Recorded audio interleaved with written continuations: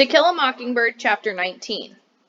Tom took the oath and stepped into the witness chair. Atticus very quickly induced him to tell us. Tom was 25 years of age. He was married with 3 children. He had been in trouble with the law before. He once received 30 days for disorderly conduct.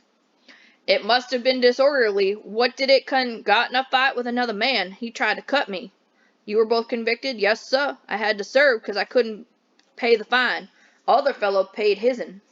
Why is he asking him that? Showing us all Tom's got nothing to hide. Were you acquainted with Mayella Violet Ewell? Yes, sir. I had to pass her place going to and from the field every day. Did she ever speak to you? Why, yes, sir. I tip my hat when I go by, and one day she asked me to come inside the fence and bust up a shifferobe for her. When did you chop up the shifferobe? Mr. Finch, it was way last spring.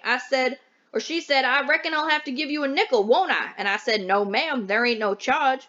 Then I went home, Mr. Finch. That was way last spring, way over a year ago. Did you ever go on the place again? Yes, sir. I went lots of times. Seemed like every time I passed by yonder, she'd have some little something for me to do. Chopping kindling, toting water for her. She watered them red flowers every day. Were you paid for your services? No, sir. I was glad to do it, and I know she didn't have no nickels to spare. Where were the other children? They was always around all over the place. They'd watch me work, some of 'em sat in the window. As Tom Robinson gave his testimony, it came to me that Mayella Ewell must have been the loneliest person in the world. She was even lonelier than Boo Radley. She was as sad, I thought, as what Jem called a mixed child. White people wouldn't have anything to do with her because she lived among pigs. Negroes wouldn't have anything to do with her because she was white. She couldn't live like Mr. Dolphus Raymond, who preferred the company of Negroes, because she didn't own a riverbank and she wasn't from a fine old family. Nobody said, that's just their way, about the Ewells. Tom, what happened to you on the evening of November 21st of last year? Mr. Finch, I was going home as usual that evening, and when I passed the Ewell place, Miss Mayella were on the porch like she said she were. It seemed real quiet-like, and I didn't quite know why. I was studying why just passing by, when she says for me to come there and help her a minute. Well, I went inside the fence and looked around for some kindling to work on, but I didn't see none, and she says, nah, I got something for you to do in the house. The old door's off the hinges, and fall's coming on pretty fast. Well, I went up the steps, and she motioned me to come inside, and I went in the front door and looked at the door. I said, Miss Mayella, this door looks all right. I pushed it back and forth, and those hinges were all right. Mr. Finch, I was wondering why it was so quiet, and it come to me that there weren't a child on the place, not a one of 'em, and I said, Miss Mayella, where the chillin'? I said, where the chillin'? And she says, she was sort of laughing, she says, they all gone to town to get ice creams. Took me a slap year to save 7 nickels, but I done it. They all gone to town. Why, Miss Mayella, that's right smart of you to treat 'em. You think so? I don't think she understood what I was thinking. I meant it was smart of her to save like that. It was nice to treat 'em. I understand you, Tom. Go on. Well, I said I'd best be going. I couldn't do nothing for her, and she says, oh, yes, I could. And I asked her what, and she says, just step on that chair yonder and get that box down from on top of the cupboard. So I done what she told me, and I was just reaching when the next thing I know, she's grabbed me round the legs, Mr. Finch. She scared me so bad I hopped down and turned the chair over. What happened after you turned the chair over? Tom, you're sworn to tell the whole truth. Will you tell it?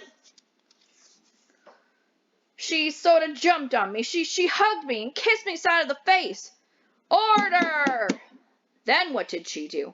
She says she never kissed a grown man before, and she might as well kiss an N-word. She says what her papa do to her don't count. I said, Miss Mayella, let me out of here, and I tried to run, but just when I say it, Mr. Ewell yonder hollered through the window. What did he say? Something not fitting to say, not fitting for these folks in Chillin to hear. What did she say, Tom? You must tell the jury what she said. Or what he said. He said, you goddamn whore, I'll kill ya. Then what happened? Mr. Finch, I was running so fast I didn't know what happened. Tom, did you rape Mayella Ewell? I did not, sir. Did you harm her in any way? I did not, sir. Did you resist her advances? Mr. Finch, I tried. I tried to tell being ugly to her. I didn't want to be ugly. I didn't want to push her or nothing. Tom, go back once more to Mr. Ewell. Did he say anything to you? He might have said something, but I weren't there. That'll do. You didn't hear because you ran? I sure did, sir. Why did you run? I was scared, sir. Why were you scared? Mr. Finch, if you was an N-word like me, you'd be scared too. Robinson, you're pretty good at busting up shift robes and kindling with one hand, aren't you?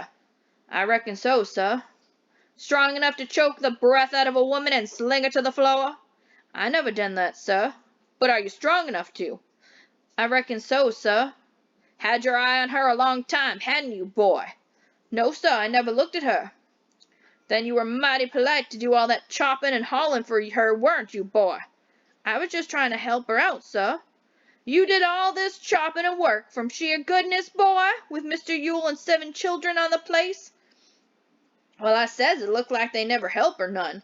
You're a mighty good fellow, it seems. Did all this for not 1 penny. I felt right sorry for her.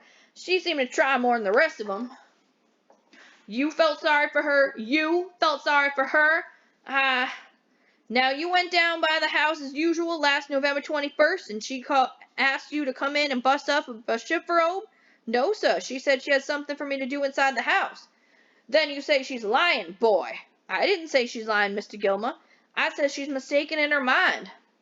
To the next 10 questions, as Mr. Gilmer reviewed Mayella's version of events, the witness's steady answer was that she was mistaken in her mind. Didn't Mr. Yule run you off the place, boy? No, sir, I don't think he did. Don't think? What do you mean? I mean, I didn't stay long enough for him to run me off. You're very candid about this. Why did you run so fast? I says I was scared, sir. Scared of arrest? Scared you'd have to face up to what you did? No, sir. Scared I'd have to face up to what I didn't do. Are you being impudent to me, boy? No, sir, I didn't go to be. Scout, take Dill out. I'll make you if you don't.